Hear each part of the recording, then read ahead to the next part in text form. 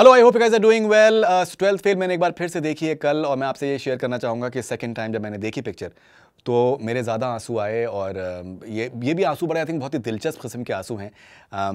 ये आंसू जो हैं ये खुशी के भी हैं, इसमें एक कैथारसिस भी है, इसमें एक इंस्पिरेशन भी है, एक जर्नी किसी के, एक सफ़र किसी का देखना, स्ट्रगल देखना, और कितनी मेहनत से और कितनी शिद्दत से उस आदमी ने उस सफ़र को जिया है, वो देखकर आई थिंक आंसू आते हैं। तो basically it's a concoction of various emotions, and that's a beautiful I think emotion to experience. मुझे लगता है बहुत बड़ी फिल्म है। अभी मैं जिक्र कर रहा था, अभी मेरे दोस्त यहाँ पर हैं जो मेरे साथ वीडियो बना रहे हैं, और कि दैट मुझे लगता है कि ये एक तरीके का शोले है। इसका हर सीन जो है मुझे लगता है कि वो उसकी व्याख्या की जा सकती है, उसके बारे में डिस्क्रिप्शंस हो सकते हैं, उसके बारे में डिटेल डिस्कशंस हो सकते हैं, डायलॉग्स कमाल के हैं, स्क्रीन प्ले कमाल का है। स्क्रीन प्ले में विधु विनोद चोपड़ा साहब खुद शामिल हैं। अनुराग पाठक साहब की किताब थी 12th फेल, जो कि मनोज कुमार शर्मा IPS ऑफिसर हैं और IRS ऑफिसर हैं श्रद्धा जोशी, उनकी रियल लाइफ स्टोरी के ऊपर ये पिक्चर बनी है। ये किताब के ऊपर ये पिक्चर बनी है। इसमें आई थिंक इतने सारे मेरिट्स हैं कि आई थिंक बात करने जाए आदमी तो बहुत टाइम चाहिए। सबसे पहले मुझे लगता है कि विधु विनोद चोपड़ा, इनकी 71 साल की इनकी उम्र है। ये सालों से ये फिल्में बना रहे हैं, और मुझे ऐसा लगता है कि जो एनर्जी इस पिक्चर में इन्होंने डाली है, ऐसा लगता है कि ये डेब्यूटेंट हैं। ये एक डेब्यूटेंट हैं जो कि पहली पिक्चर से ऑस्कर की रेस में शामिल होने लायक हैं। उस लेवल का एनर्जी है इस शख्स की, बहुत ही कमाल की एनर्जी है।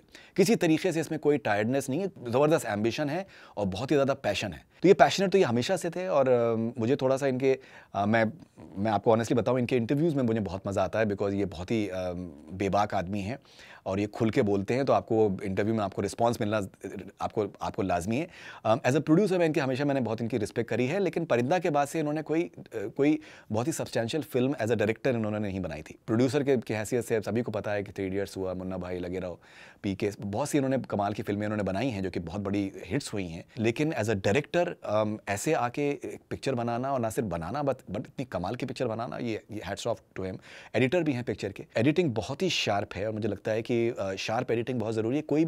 कोई भी सीन गैर ज़रूरी नहीं है। पेस इस तरीके की एकदम बिल्कुल कि आपको पूरे टाइम बांध के रखती है, आप हिलना नहीं चाहते एकदम किसी तरीके से। विक्रांत मैसी के परफॉर्मेंस के बारे में मैं क्या कहूँ, मतलब मैं जितना मैं इनके बारे में जिक्र करूँ वो कम होगा। आई थिंक इतना एक्स्ट्रॉर्डनरी परफॉर्मेंस दिया है इस लड़के ने। मतलब मैं बहुत टाइम से जानता हूँ विक्रांत को, लेकिन और बड़ी इज्जत करता हूँ मैं इनकी, और मुझे लगता है कि जो उन्होंने काम किया है इस पिक्चर के अंदर, एक तो क्या है, वेरियस स्टेजेस हैं, right from looking like a 12th class student, and gradually किस तरीके से उसमें पूरी जर्नी को देखना, जिस तरीके के कपड़े हैं, वो लग रहा है कि वो उसी तबके से, गांव से, चंबल से कहीं वो शख्स आया हुआ है। जिस तरीके का उस पर, चाहे उच्चारण की बात करें, डिक्शन की बात करें, चाहे एक इमोशंस की बात करें, जो इंटरव्यू का जो सीक्वेंस है, जिस तरीके का आई थिंक जिस पर कमाल की रील्स बन रही हैं हर वक्त के हिसाब से, या फिर रोमांस है, कमाल का रोमांस है। मेधा शंकर बहुत ही बेहतरीन परफॉर्मेंस है एकदम।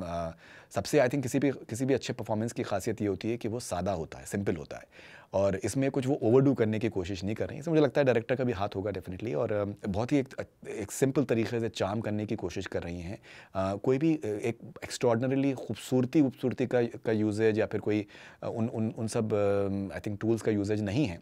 She is just being very simple and effective, which is absolutely wonderful. उसके अलावा आनंद जोशी जो नैरेटर भी हैं पिक्चर के, उसके अलावा जो एक्टर हैं जिन्होंने गौरी भैया का जिन्होंने रोल प्ले किया है, जो फादर बने हैं विक्रांत के, मदर बनी हैं सरिता जोशी जी, उनकी ग्रैंड मदर बनी हैं। आई थिंक कमाल की कास्टिंग है, एक्स्ट्रा ऑर्डिनरी कास्टिंग, एक हीरा आई थिंक चुन के लेकर आए हैं। इवन जो लड़का जो इनकी हेल्प करता है, मतलब सारा खाना बनाता है विक्रांत की, गौरी भैया का जो ख़ास आदमी है, वो भी आई थिंक अपने आप में एक कास्टिंग जो है बहुत ही खूबसूरत कास्टिंग है। जब उसको पता चलता है कि गौरी भैया का सिलेक्शन नहीं हुआ है, जो उसका एक्सप्रेशन आता है, मतलब आई थिंक एक्स्ट्रॉर्डनरी कास्टिंग है। बहुत ही कैमरा वर्क की अगर हम बात कर लें, मोमेंट्स जो हैं कमाल के आई थिंक शूट किए गए हैं। बहुत ही इंस्पायरिंग पिक्चर है, पॉजिटिव पिक्चर है, मेहनत के बारे में बात करती है।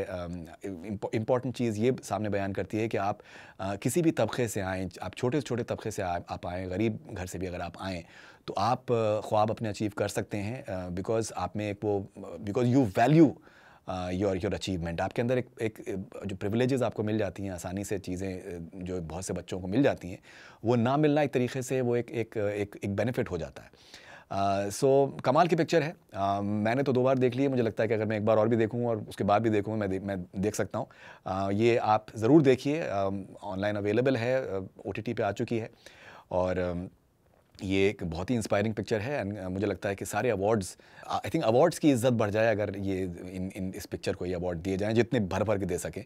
और इससे सबसे ख़ास बात ये है कि इस पिक्चर ये ब्रेक करती है एक जो एक पैटर्न बन गया था कि सिर्फ जो बड़े एक्शन फिल्म्स हैं बिग स्टार्स के साथ में वही सिनेमा हॉल में कामयाब हो सकती हैं। तो ये पिक्चर ने ब्रेक किया। 20 करोड़ की पिक्चर ने करीबन ऑलमोस्ट 67-68 करोड़ का बिजनेस किया है, which is like a super duper hit.